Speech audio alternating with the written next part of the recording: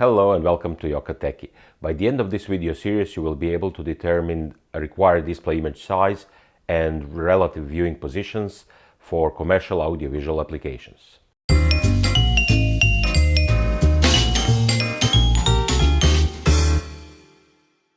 This video applies to professional audiovisual industry where you determine the sizes of the displays for workplaces like classrooms, training rooms, control rooms and so on.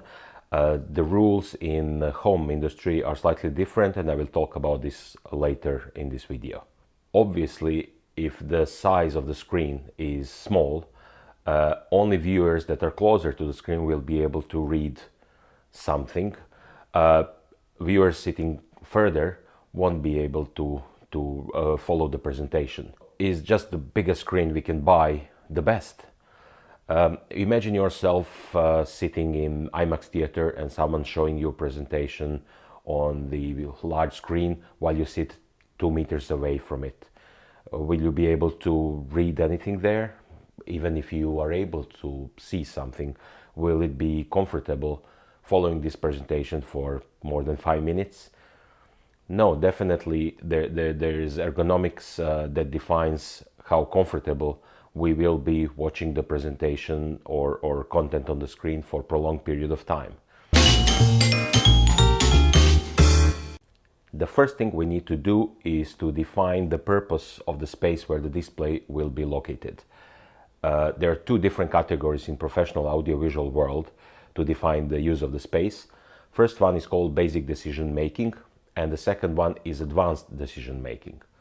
Basic decision making means that the decisions you need to make based on the information that is displayed on the screen depends on, obviously, on what you see on the screen, but it is not critical. In other words, you have to be able to see everything that's displayed, but the decisions that you're making do not depend on for you to see all displayed elements on the screen.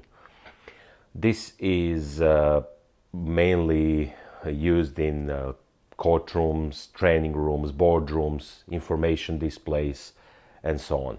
The second category is called advanced decision making, and it means that decisions you make depend on your ability to see and understand all details of the displayed image.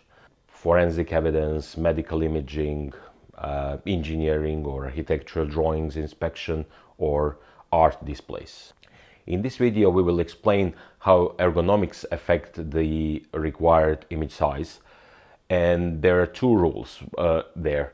One is in defining the closest viewer's distance from the actual image in vertical plane and in horizontal plane.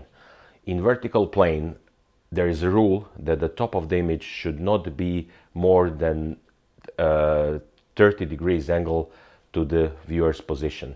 So what this means, that means if the image is too high and you have to look at it at more than 30 degrees angle, you will basically after some time not feel comfortable watching the image. Let's derive the formula that's going to tell us the relationship between the closest viewer distance and the image height based on the rule that the top of the image should not be more than 30 degrees from the viewer's position. It's very basic mathematics, and we use tangent of 30 degrees to calculate the formula.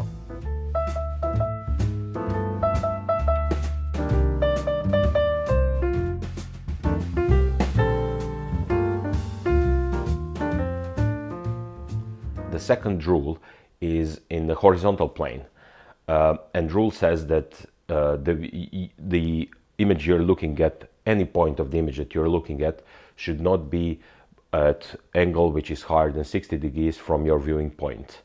The reason for that is, of course, your ability to be comfortable looking at the angle which is more than 60 degrees permanently. If the display is showing a circle at this angle, it will look oval to you. So your ability to recognize and understand what's shown on the screen will be limited. Let's derive a simple formula that would help us mark the line of the minimum viewing distance based on horizontal viewing angle. First, we will mark the closest viewing distance based on the vertical viewing factor that we have seen earlier how to calculate. And then let's mark lines based on the horizontal 60 degrees viewing angle rule.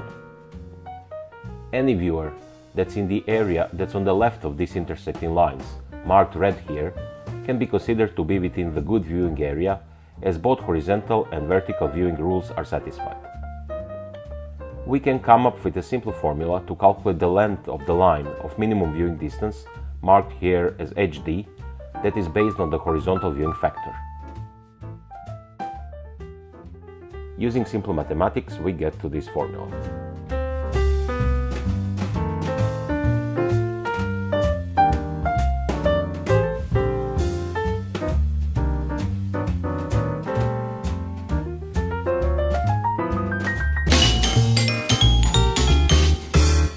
Let's try our formula in imaginary room that is 5 meters wide and 5 meters long, where we can have a screen that has 110-inch diagonal. First, we will calculate the horizontal and vertical dimensions of this 110-inch screen using simple Pythagorean equation and assuming that the screen has 16 by 9 aspect ratio.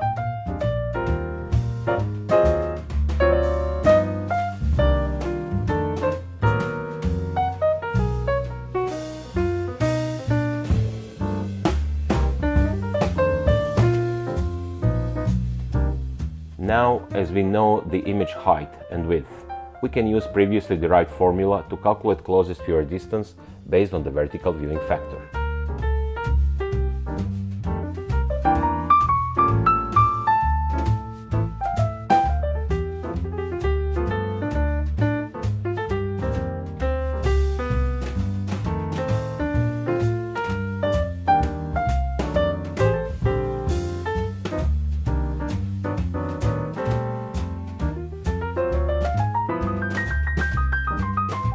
Then we calculate the line of the minimum viewing distance based on horizontal viewing angle, also using the other formula.